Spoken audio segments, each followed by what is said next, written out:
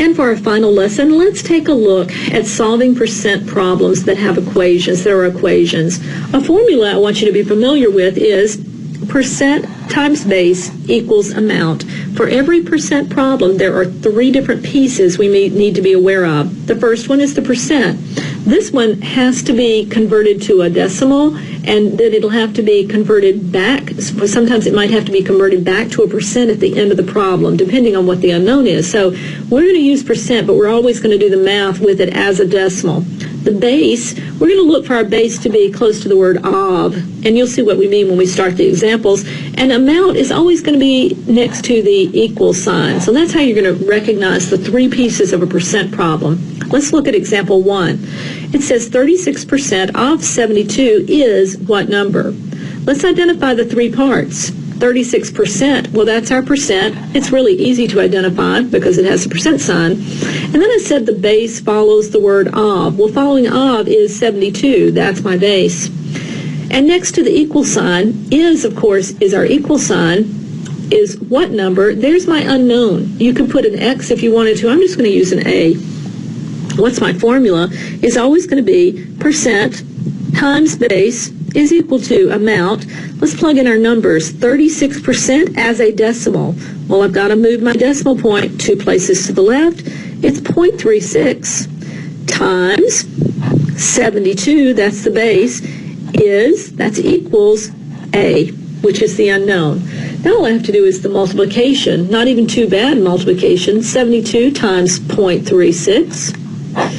6 times 2 is 12. 6 times 7 is 42, plus 1, 43.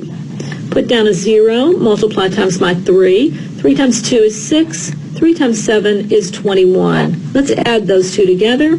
We have 2. 3 and 6 is 9. 4 and 1 is 5. And 2. And 2 decimal places have to be in my answer. So A, the amount, is really equal to 25.92.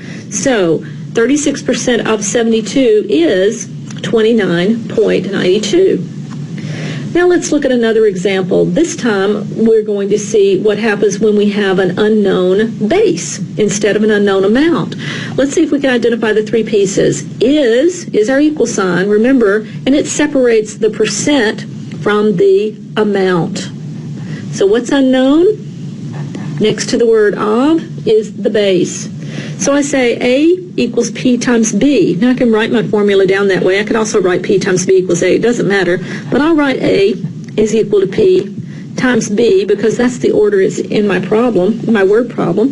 The amount, 0.7, is 20% as a decimal is going to be 0.2 times the base. We don't know the base. So 0.2B. Now you can also write this, 0.7 is equal to 0.2b, just like b was an x. Pretend b is an x if it confuses you. It's got a coefficient. The coefficient is 0.2. Now one thing we said, remember we said when you have an equation with decimals, you can multiply by either 10 or 100 or 1,000 to clear the decimals. Remember that if we want to, we can multiply each of these terms by a 10 to move the decimal one place. Now I would have 7 is equal to 2b. And that might be a little easier for you to do the math with. How do you finish it? Divide by the coefficient of b. And my answer, b is going to equal 7 divided by 2. Well, let's say 7 divided by 2, probably going to end up with a decimal here. Let's put a decimal in my answer. 2 into 7 goes 3. That's 6. Bring down a 1 or subtract. Bring down a 0, and that would be 5.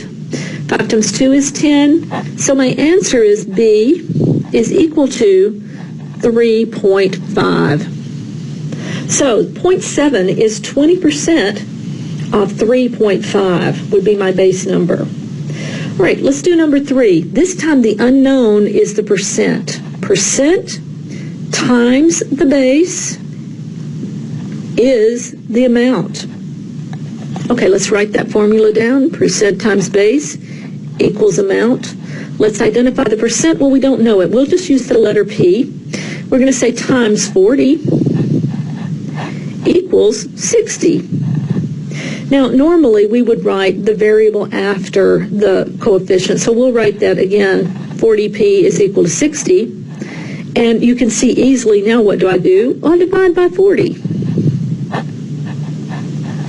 These cancel, and p is equal to 60 divided by 40. What is 60 divided by 40?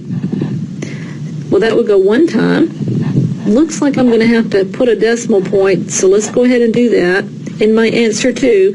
And when I subtract, I have 20, and I'll bring down another 0. 40 is going to go into 20.